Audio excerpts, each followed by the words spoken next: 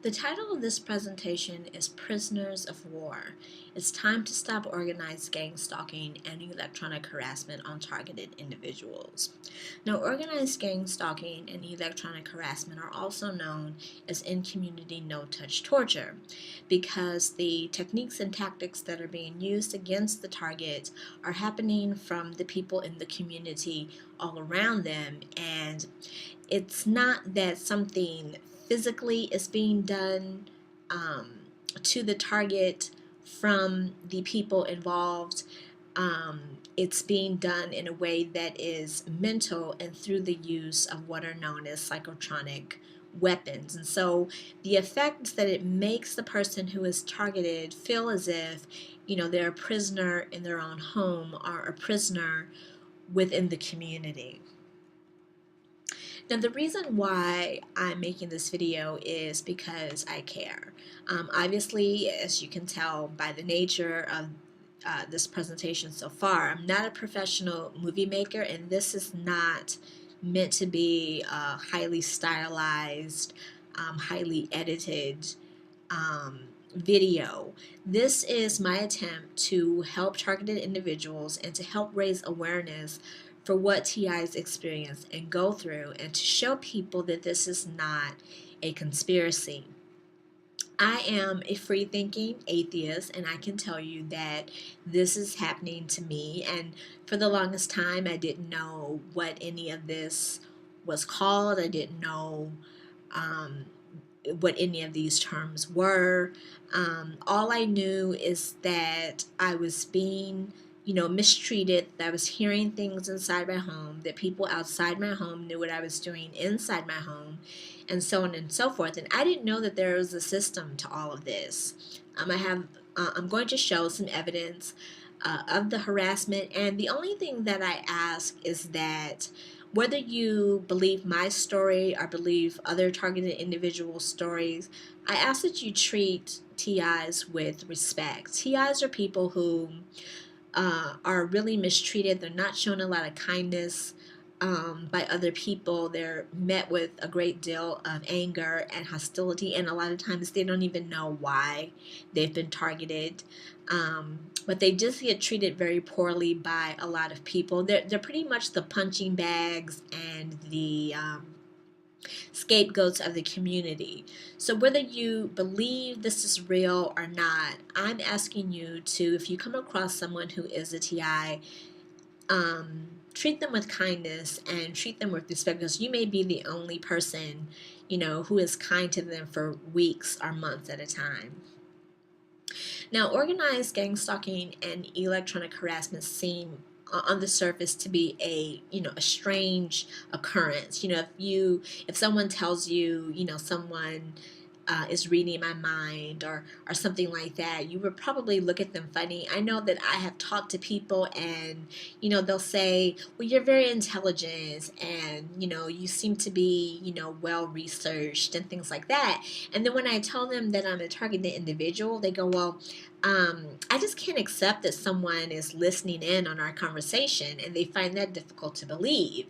And so one of the things that I would like people to understand is that if I were to tell you I had a stalker, for example, and that stalker was following me everywhere I go and watching my home and watching my movements and things like that, you would not think that that was strange. But if I tell you there's a group of stalkers, as is exactly what happens with organized gang stalking, you would think for some reason that, I'm telling you something that is just so far out there. And in reality, stalking is stalking, whether it's being done by one person or whether it's being done by a group of people.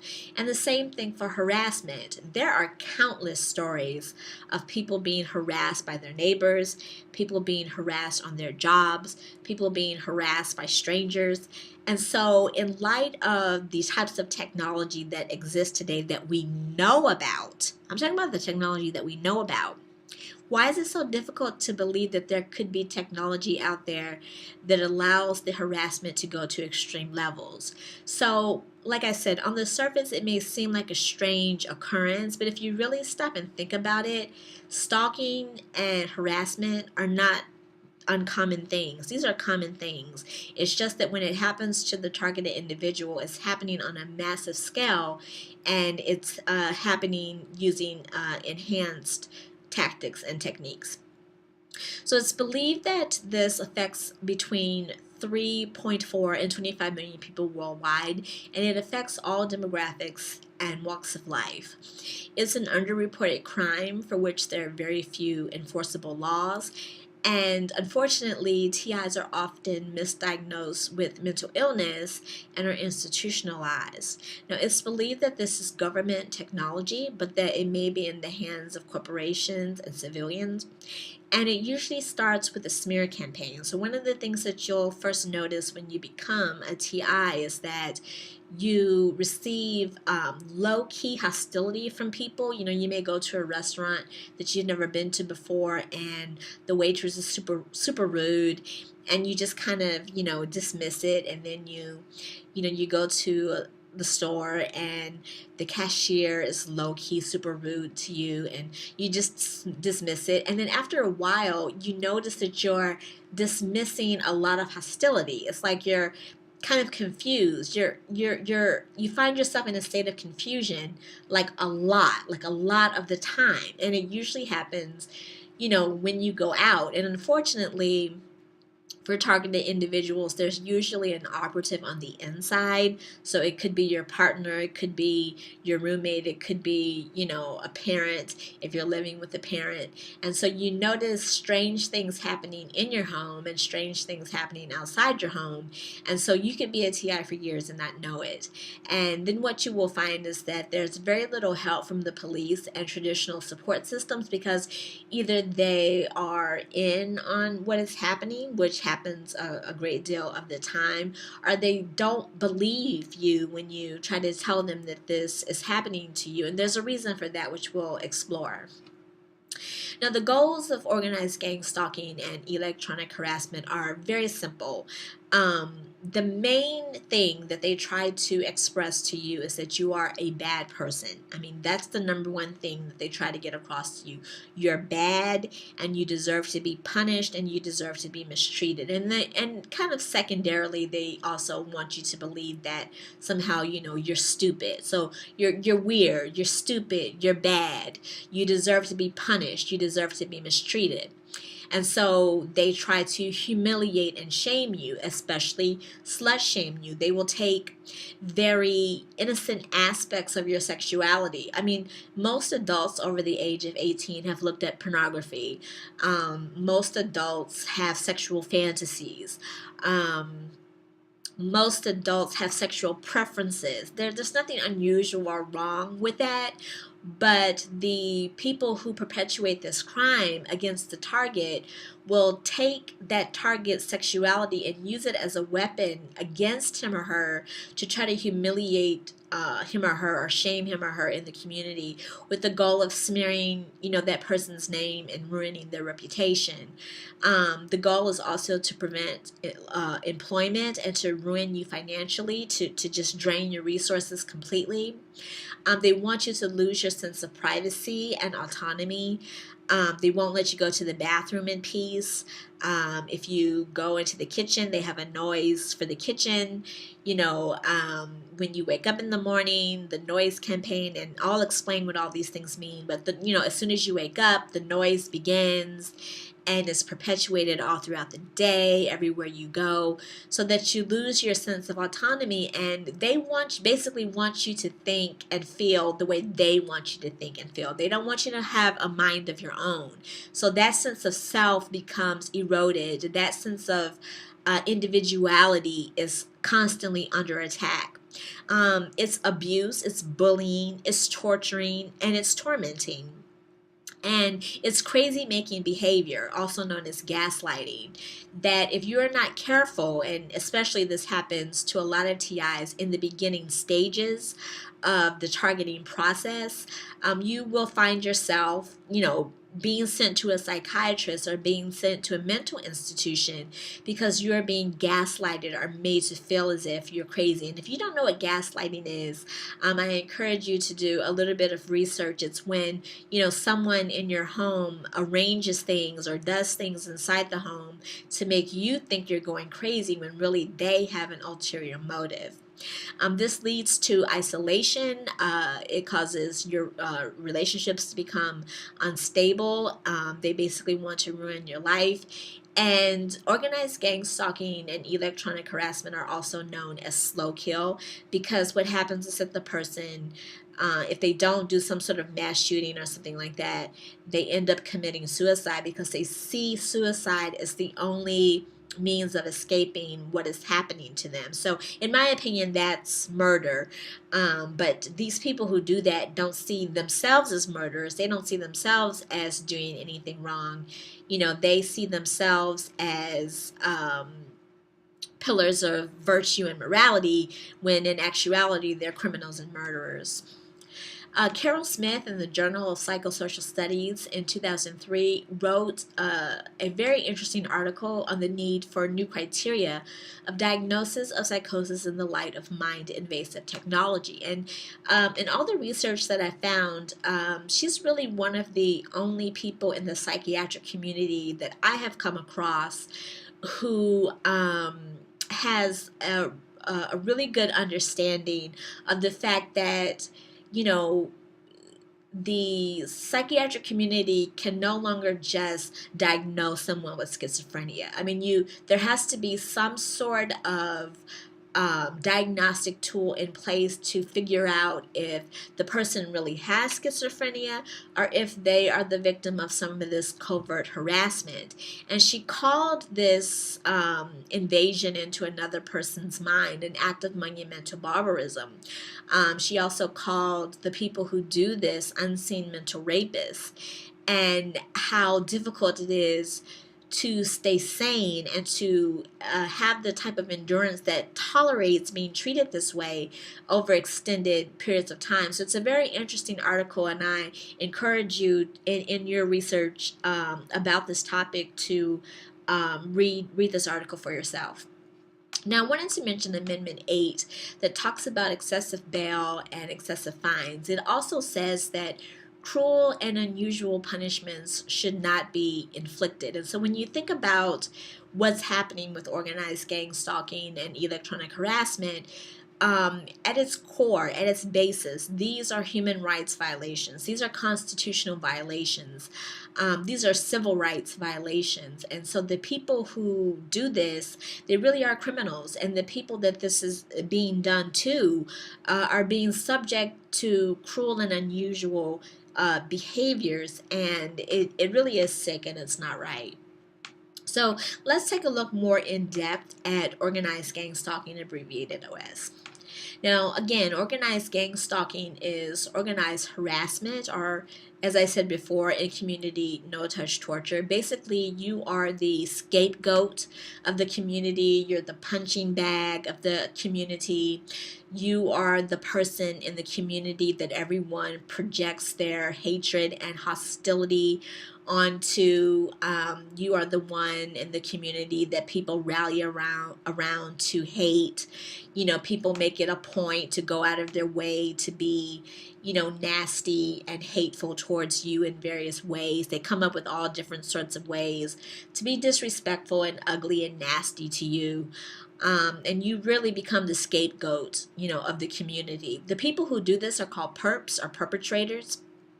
And targeted individuals, or TIs, are the people who are being harassed. Now, we also think that there is a such thing as a handler. And this is an individual who really is sort of behind the scenes and sort of scripts everything. And I'm going to talk about the techniques and everything that are used, but they're the ones who really kind of call the shots. They're the ones who sort of closely monitor the TI, and they pay attention to what works so that they can kind of reuse the same tactics over and over again. One of the things that you will notice about this whole phenomena is that it's really repetitive. They don't, I mean, it seems larger than life when it first starts happening to you, but after you've been dealing with it for a few years, you come to realize that it's super, super repetitive, and that they get into a rut and they pretty much just start to do the same thing, every day. For example, when I go to my bathroom, I know exactly what three things are going to happen when I go into my bathroom. When I go into my kitchen, I know what two things are going to happen when I go into my kitchen. When I go to see my counselor, I know exactly what's going to happen from the time I set foot on my front porch, get in my car, drive there, sit in the waiting room, see my counselor, leave, drive back home, come into my. I know exactly what the process is going to entail. I know everything they're going to do, all the little performances that they're going to put on. But all that has to be handled by someone, and it's usually the handler who does that. And then finally, you have the audience, and the audience are the people in the community who witness the campaign against the TI. A lot of them know what's going on, they know it's wrong, but they don't do anything because, they don't want the same thing happening to them. So, the first tactic in organized gang stalking is sensitizing, and that's when everyday sounds, colors, cars, words, and or objects are used to sort of coyly reveal to the TI that they're under surveillance. And what's so sinister about this sensitizing method is that it does employ mundane things, it does employ everyday things. So when you go to try to explain to someone what's happening to you, or you go to try to tell them, you're being followed, or that people are repeating to you something that you did online or said inside your house, because it's an everyday thing, because it's an everyday sound, a lot of times people will kind of look at you crazy, like, well, that's not really that big of a deal. But the thing is, it's a big deal to you because you're experiencing it firsthand, and it's happening to you everywhere you go. Everywhere you go, you're seeing the same color, you're seeing the same object, you're hearing the same sound. And so as you are becoming sensitized to that, object or sound or color, you know, it makes you realize that someone that you can't see out there beyond you is scripting things around you and is trying to shape and influence the way you see reality. Now, another common occurrence in organized gang stalking is known as street theater. This is when a person or a group of people will act out a scene in front of the TI. And this is where you get a lot of the color combinations and the noise combinations and things like that. And it doesn't just happen like out in the street. It can happen at a location. It can happen at the TI's home. It can happen, for example, at the doctor's office. It can happen anywhere, actually. And when this used to happen to me, I didn't know it was called street theater. So I would go out, and then, when I'm stopped at the traffic light or whatever, I'm at an intersection, there's these people, they're all dressed the same way, and they're interacting with each other, and they're just putting on this big show and this big performance. And then I would come home and I'm like, what is this skit? Why is it everywhere I go, someone's putting on a skit? And that's what I used to call it. I used to call it skits because I didn't know that it was called street theater. Now, one of the more nasty aspects or nasty tactics that are used against TIs are the noise campaign, which is extremely invasive and very obnoxious, and it's very, very difficult to counter. It's when sounds are synchronized with the TI's activities and sleep pattern, and the noises just basically follow you around and they follow you everywhere you go. And it's meant to sort of have a conversation with you or to get a message to you. Again, the goal is to make you feel like you're a bad person, to make you feel like you're weird, to make you feel like you're stupid. So they will come up with noises to correspond to all of those concepts. So when you hear this noise, that means that they're telling you you're stupid. When you hear that noise, it means they're telling you you're bad. And so all day long, you're going to get this message that you're bad, you're stupid, you're bad, you're stupid, you're weird, you're bad, you're stupid, you're weird. And it just goes on and on and on all day long. Another technique is called brighting. That's when perps flash their lights at the TI all times of the day or night to let the TI know that they're being watched. And the opposite of brighting is also known as shadowing. So you may notice that either you're being brighted or you're being shadowed. And so that may seem like it's a little bit weird. I'm actually going to show you an example of brighting on the next slide. But when you have your blinds over your window or whatever, and you happen to glance at your window, and then you see a shadow go across your window, and that happens over and over again. It's like that. So let's take a look at this brighting.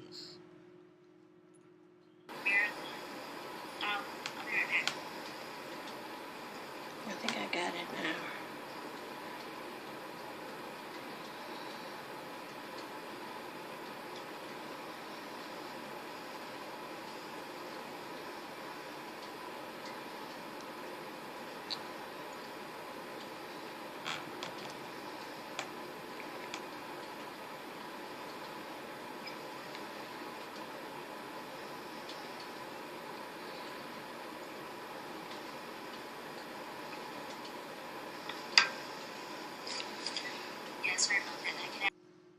Okay, so what you noticed in that little clip is that, first of all, I'm at home.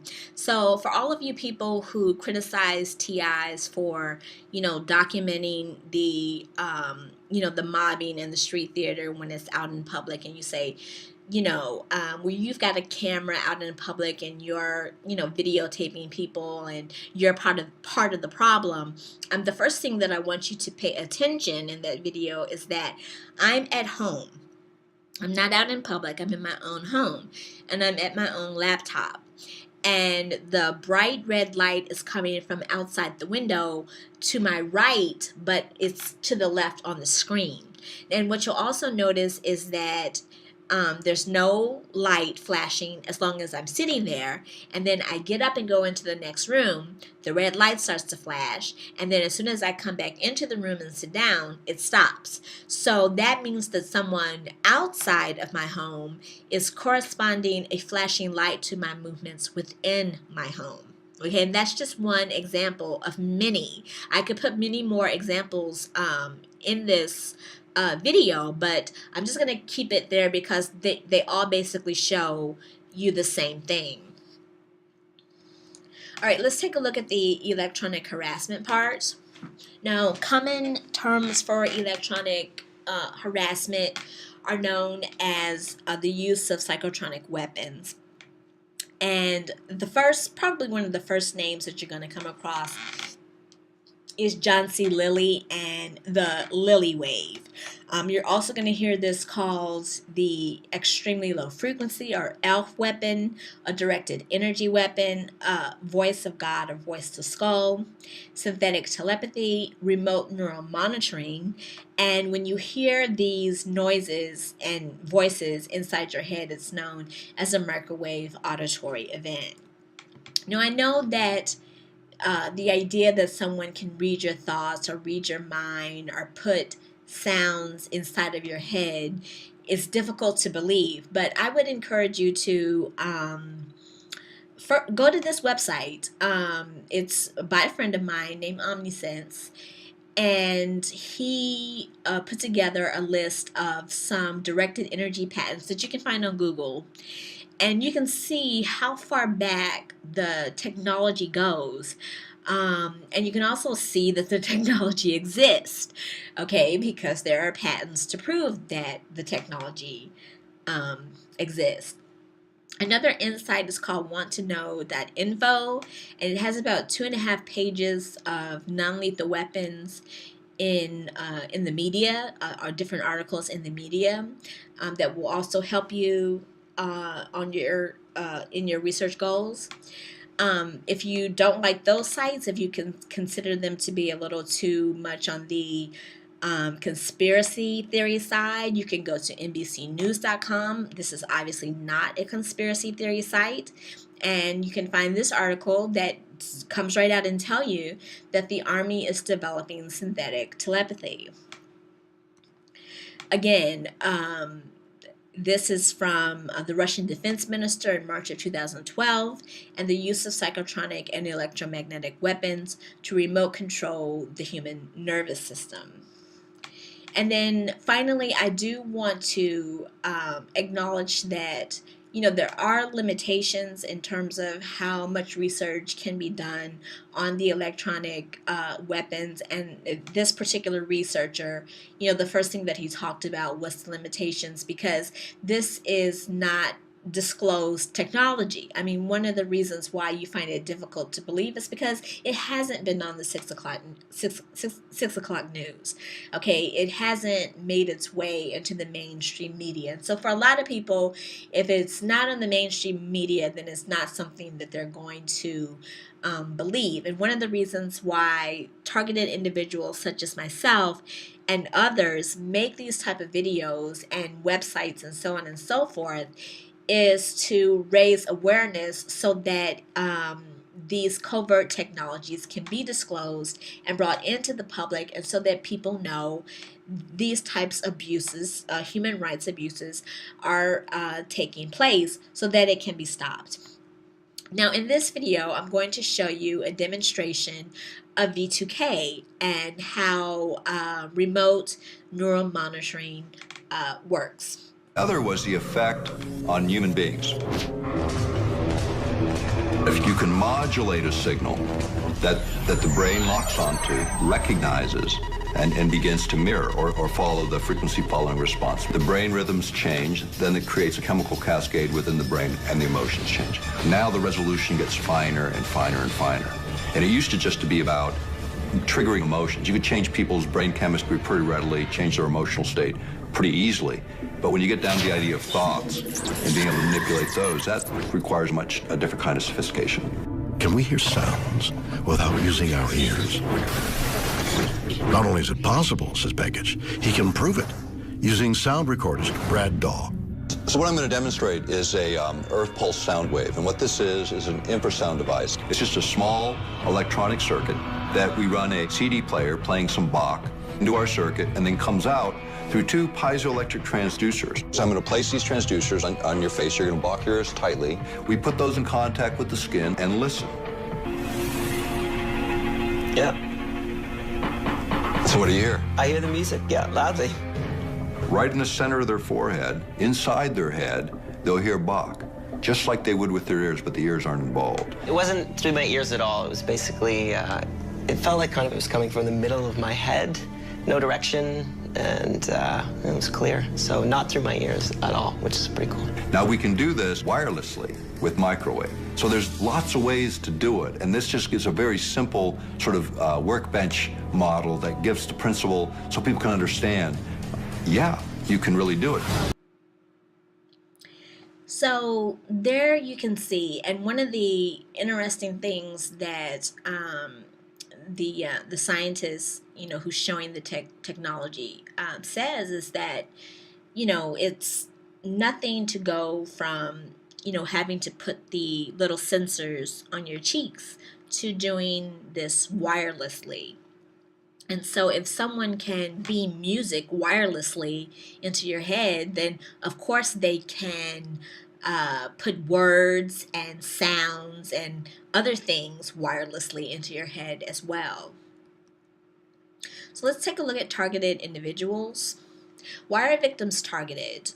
Sometimes it's because they are a whistleblower, or because they have expressed an anti-government sentiment. They could be a non-believer, such as myself, although this happens to Christians as well as non-believers. You may have an angry ex, or a vengeful neighbor, or a jealous coworker. You may be pissed off the wrong person. A lot of times what I notice is that targeted individuals kind of think differently. They kind of live their lives differently from the crowd. And a lot of times just being different can make you the victim of bullying anyway, because you don't think like everyone else, or, you're kind of your own person. And I've noticed that a lot of TIs, they sort of are kind of individuals. They kind of, think differently. They kind of have a different approach to the way they see the world. I mean, that's just something sort of anecdotal that I noticed, for myself, but it could be something about you. I mean, I've seen instances where people felt they were targeted because they were homosexual. They were targeted because they broke up with someone. So there could be lots of different reasons. Some people just fall victim to serial harassers. Some people make a hobby out of harassing someone. Where I live is a very rural area. It's people don't really have a lot of education here. They don't really have a lot to do with themselves, and so it makes it kind of easy for them to target me because I'm pretty much at home all day, and so are they. So they can harass me all day long. And then, sometimes the reason is unknown. You could have said something or done something that was completely benign to you, but the other party maybe took it and, held a grudge against you and, decided that they were going to, make you pay or, punish you. So how does it affect the TI's life? You feel violated, you feel degraded, you feel demoralized, and this happens in the beginning. Now I am at a point where I don't feel these things. I not even an hour ago went into my bathroom, and when I was on my way into the bathroom, I said, okay, these three things are going to happen once I go into the bathroom. I went into the bathroom, I closed the door, and everything that I said was going to happen happened. So do I feel degraded by that because someone made a noise while I'm in my bathroom? No, not anymore.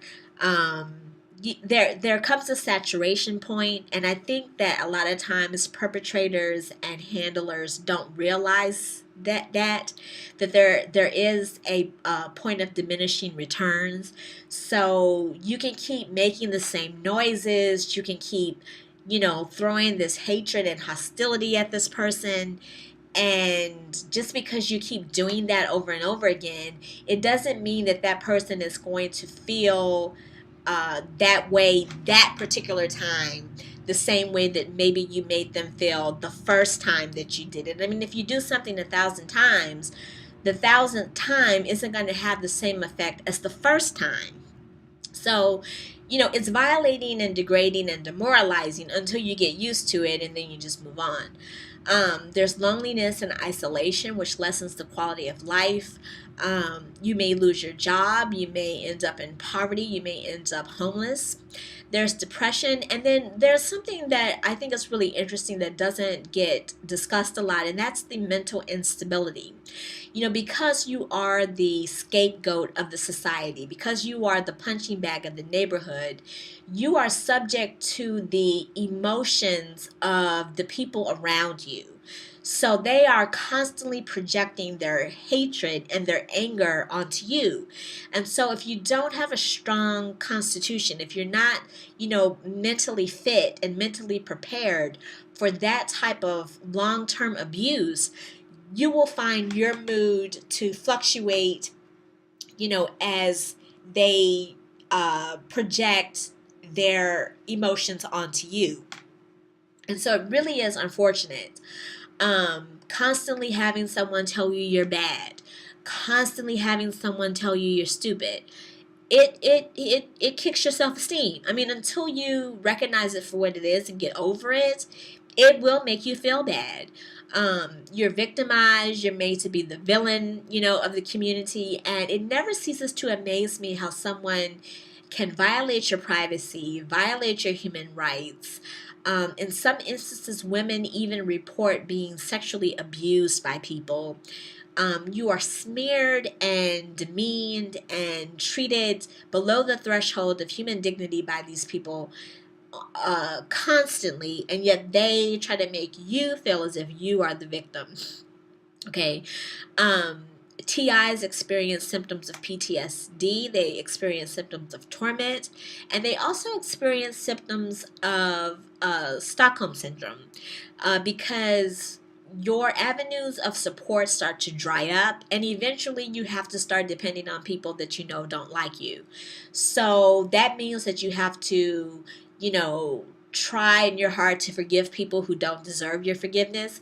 It means that you have to try to get along with people and be nice to people who are being low key degrading and nasty towards you. I actually had to get a therapist to help me deal with my assigned therapist because my assigned therapist was slut shaming me. So I had to get a therapist to deal with my therapist, you know.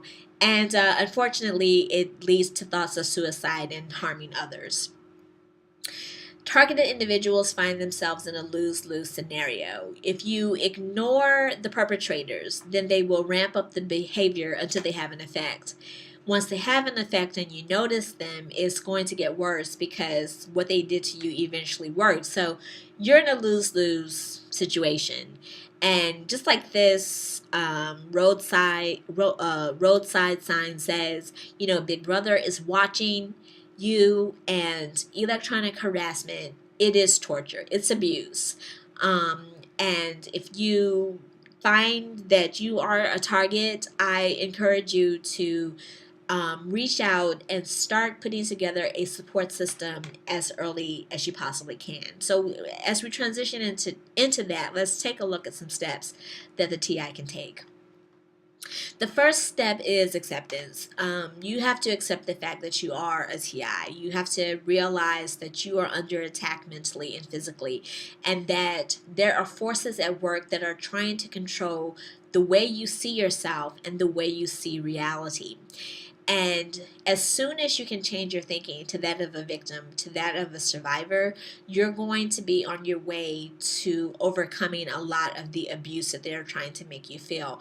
I know that it seems impossible, but you can live in an abusive situation and not allow that abuse to become internalized. You know, you can be around people who say lots of negative, ugly things about you, but that doesn't mean that you have to believe any of the things that are being said about you. You don't have to accept someone's lies about you. You don't have to accept what someone thinks about you. You know, one of the things that I say to myself often is, how you feel about me is none of my business, and I don't care. Now, recognizing that illegal technology is being used against you by immature people, I can't stress that enough. The people who do this are passive aggressive beyond human comprehension.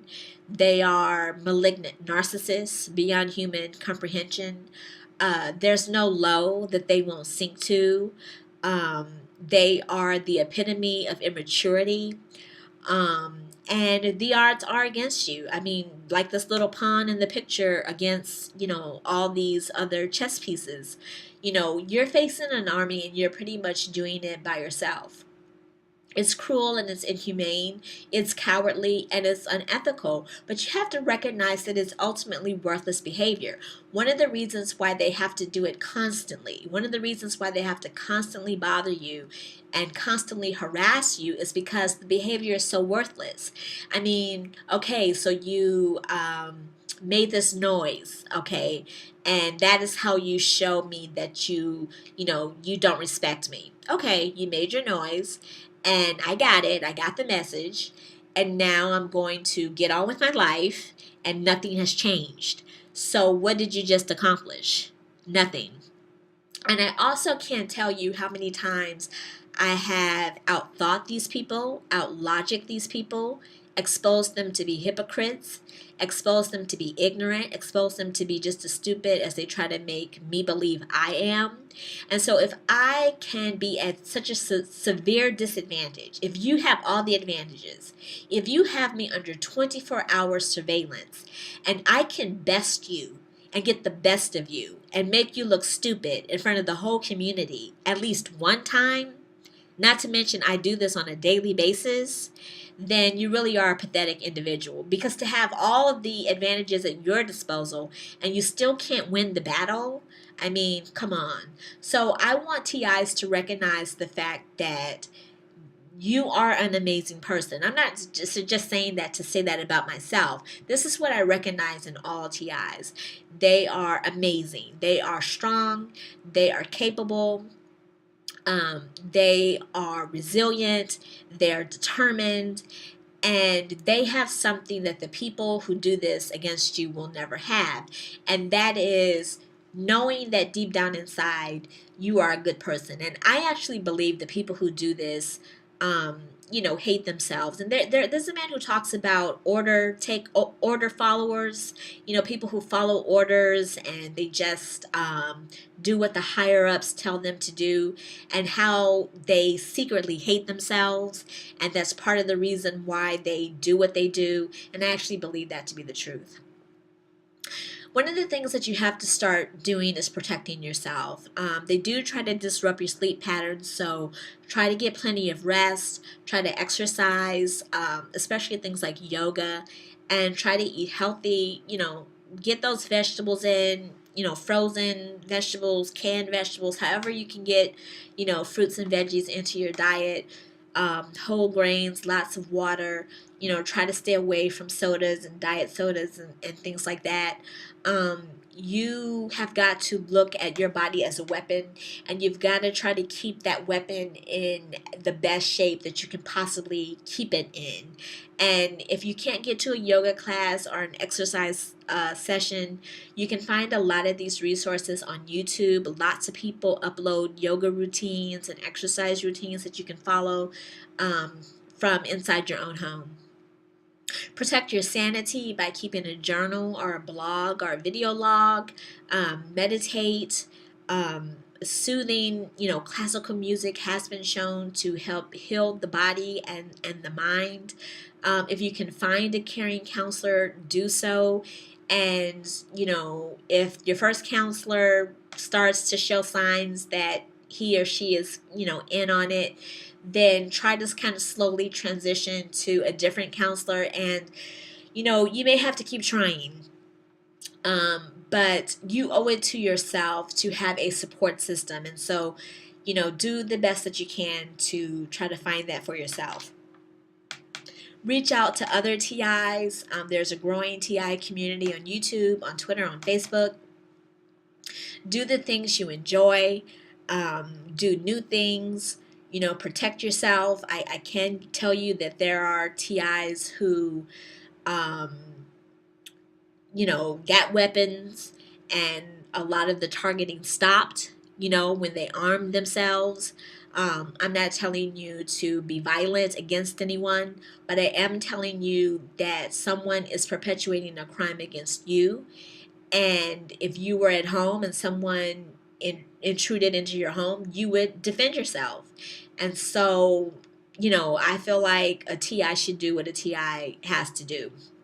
You're not the criminal, and you have to see yourself as a success and not give up. And I would implore you to please not commit suicide, because what these people are doing to you is not worth it.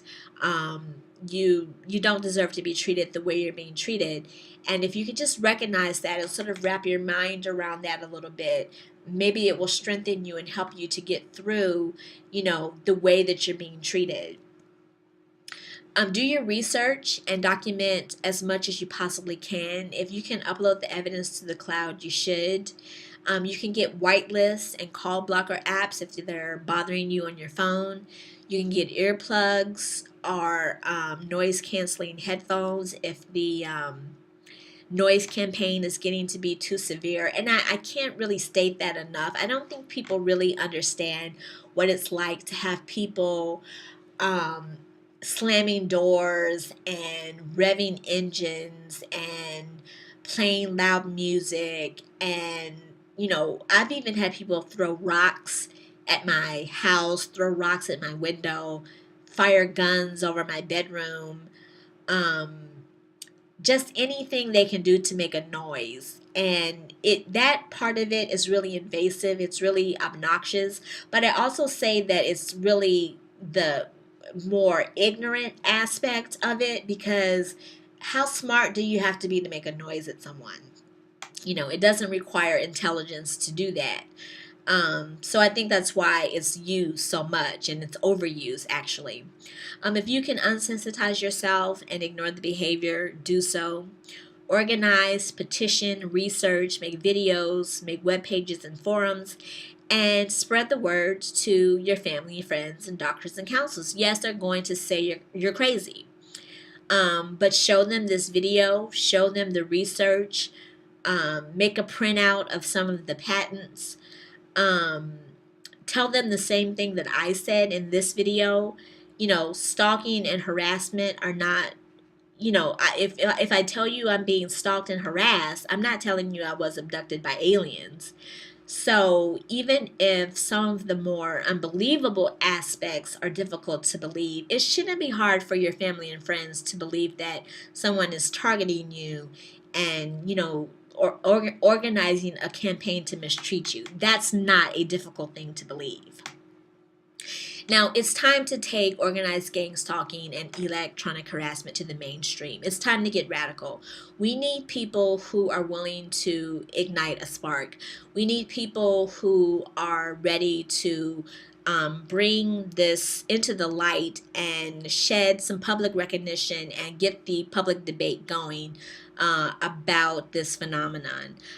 You can call or write radio and news stations. I've seen several local news stations do stories about organized gang stalking and electronic harassment. So there is a precedent for this being reported, in the news. It's not unheard of to see this in the news.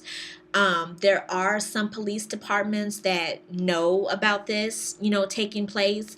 And so there's hope is what I'm trying to say. It's just going to take, more people speaking out and, kind of doing their part to shed some light on, what's happening.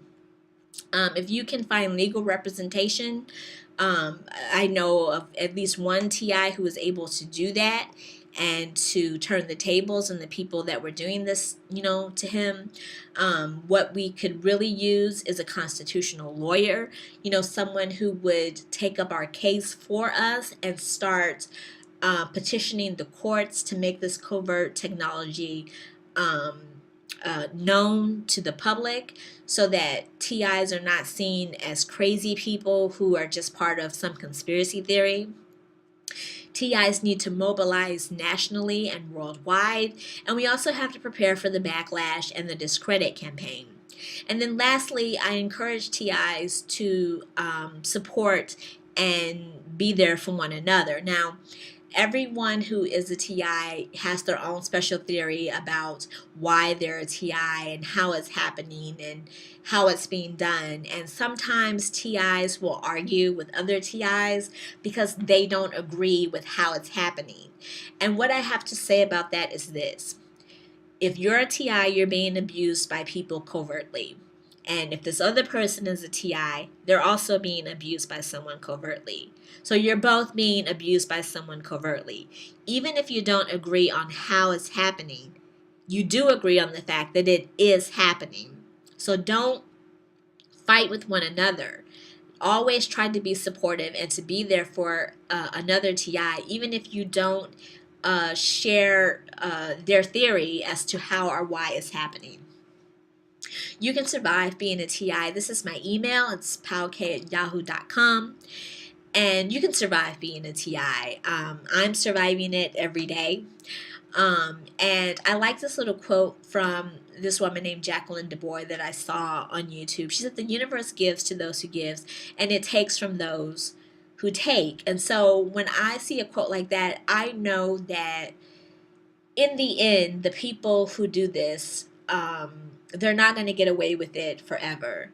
And I find TIs to be the kind of people who are the ones who give in the relationship. And so, maybe it's time for you to kind of open your arms to the universe and allow the universe to give, back to you in a way that you deserve. And you don't have to feel, survivor's guilt over that. You don't deserve to be mistreated, and what is happening to you is a crime. And if you can remember that, and stay encouraged in your spirit, I think that you will begin to understand what it means to be a survivor of this type of illegal covert harassment. So I thank you for listening, and I hope the best for all those who are involved in something like this. And I hope that I've helped to shed some light on this terrible, terrible thing that's happening to a lot of people, and no one deserves to be treated this way. So I thank you, and I encourage you to continue doing your research. And if someone tells you that they are a TI, even if you don't believe them, treat them with kindness, because a little kindness goes a long way. Thank you.